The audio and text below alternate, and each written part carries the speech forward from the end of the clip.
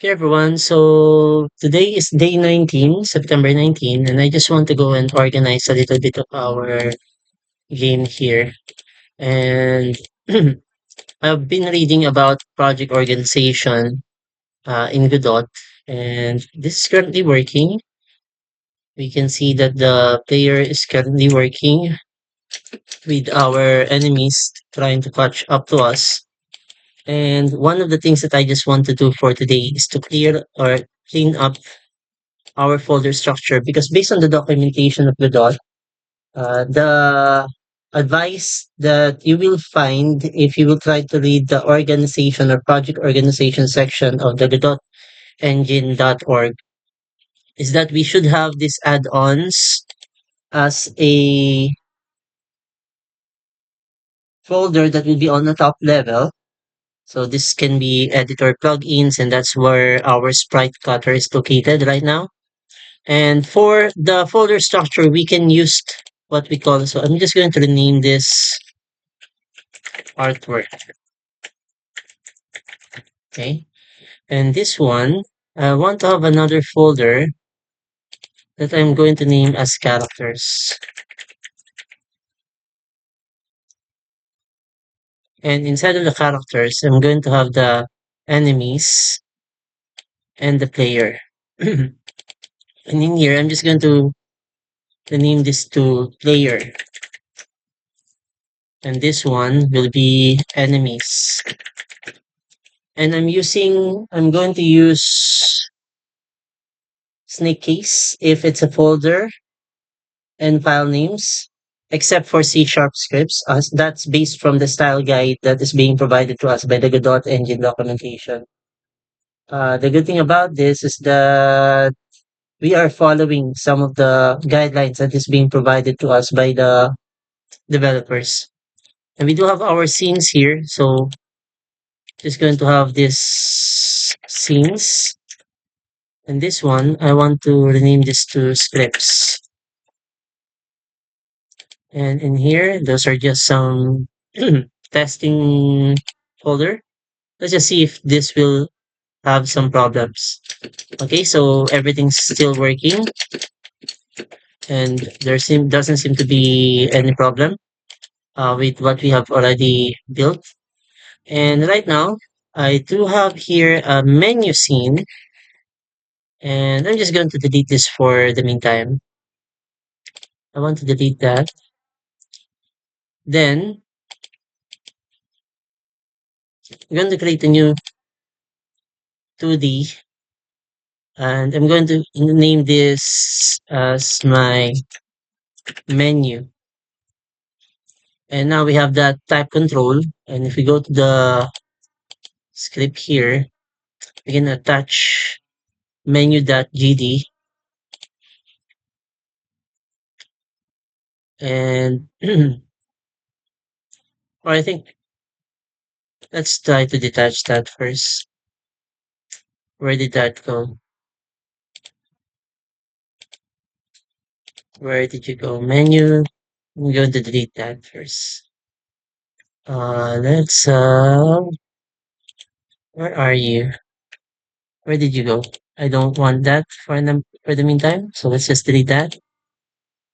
And and of course we have to, I think we have to detach that script. Okay. So I think at least we're seeing how we can detach script and we can try to go delete some scripts here. And right now, I'm going to use a margin controller or container, margin container. And inside of the margin container, I'm going to have a VBox container. And inside of that, I want to have a start or play button, or not play, but a button that will be part of our UI. And I'm going to save this as another scene. And I'm just going to save this as a menu dot scene. I'm going to call this main menu.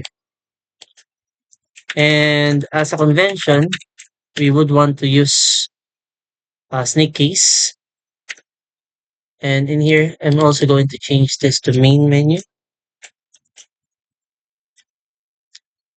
I think that should still work. And let's go and try to delete some of this. And in here, I'm going to rename this to play and add some text.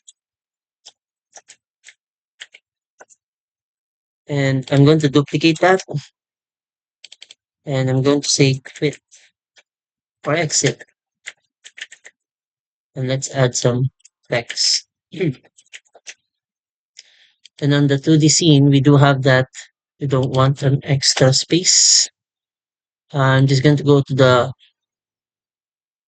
layout here, position. Do we have anchors? Hmm. I don't want that. Uh, I'm still familiarizing myself on how to do this. So let's just go to the center. I think we can just, for the meantime.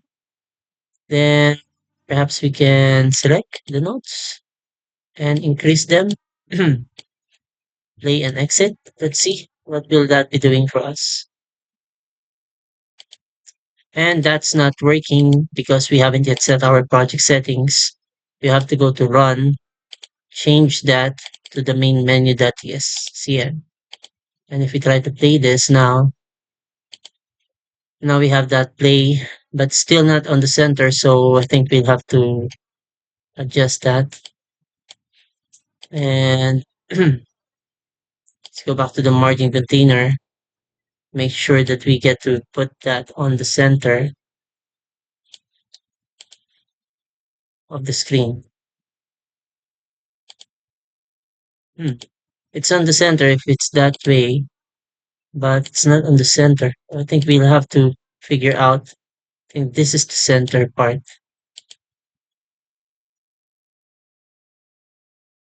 and not just a little bit. We'll have to figure out how that's going to be automatically allowing us to identify the center once we try to full screen. I'll try to figure that out. That's not going to the center. This